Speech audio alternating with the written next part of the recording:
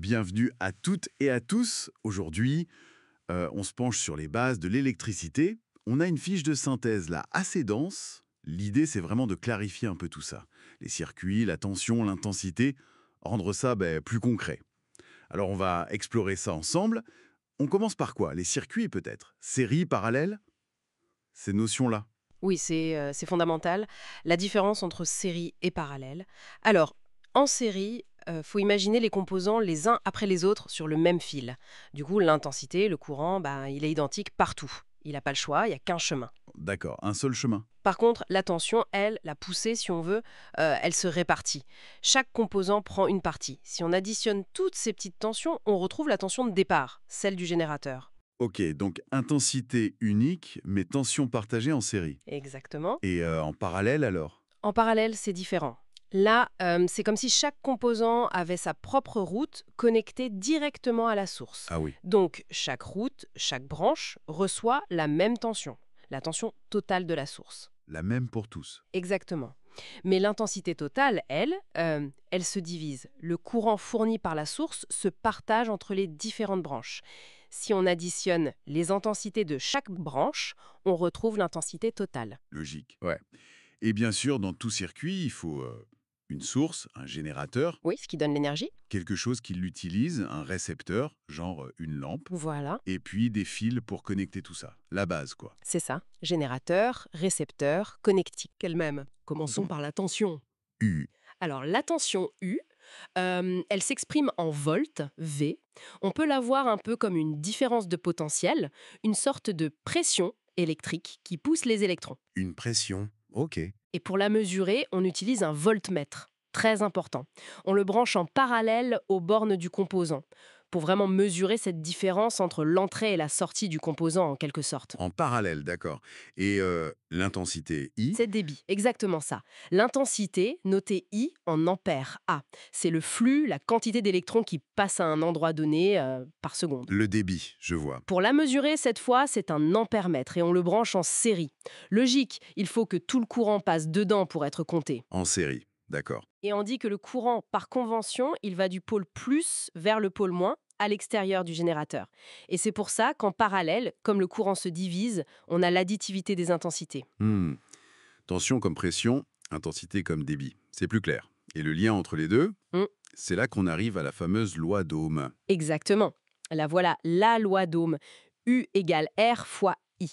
C'est la relation clé pour beaucoup de composants, notamment les résistances. Elle nous dit que la tension U au bornes d'une résistance est proportionnelle à l'intensité I qui la traverse. Et le facteur de proportionnalité, c'est R, la résistance, en ohms. U égale R fois I. Simple mais fondamental. Oui, plus la résistance R est grande, plus il faut de tension U pour faire passer la même intensité I. Ou pour une même tension, moins d'intensité passera.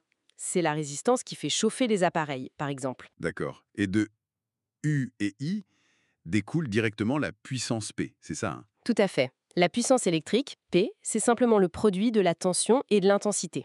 P égale U fois I. P égale U fois I. Elle s'exprime en watts, W, ça représente l'énergie consommée ou fournie par unité de temps.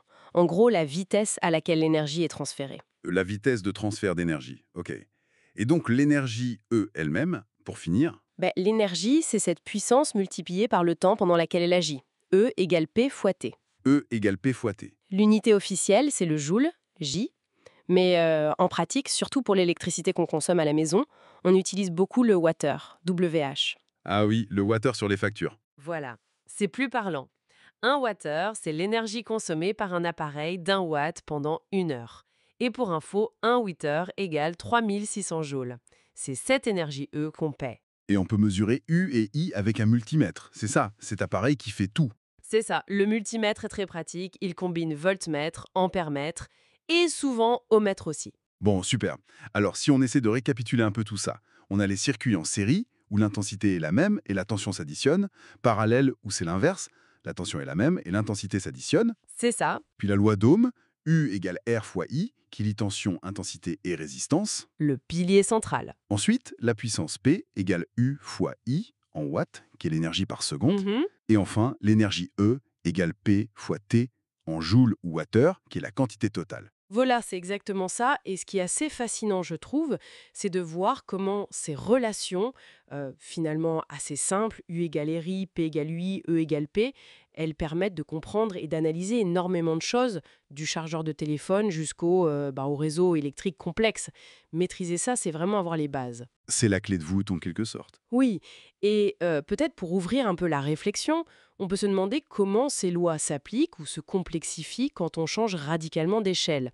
Par exemple, dans les circuits hyper miniaturisés d'une puce d'ordinateur, ou à l'inverse dans la gestion d'un immense réseau électrique national avec ses lignes haute tension.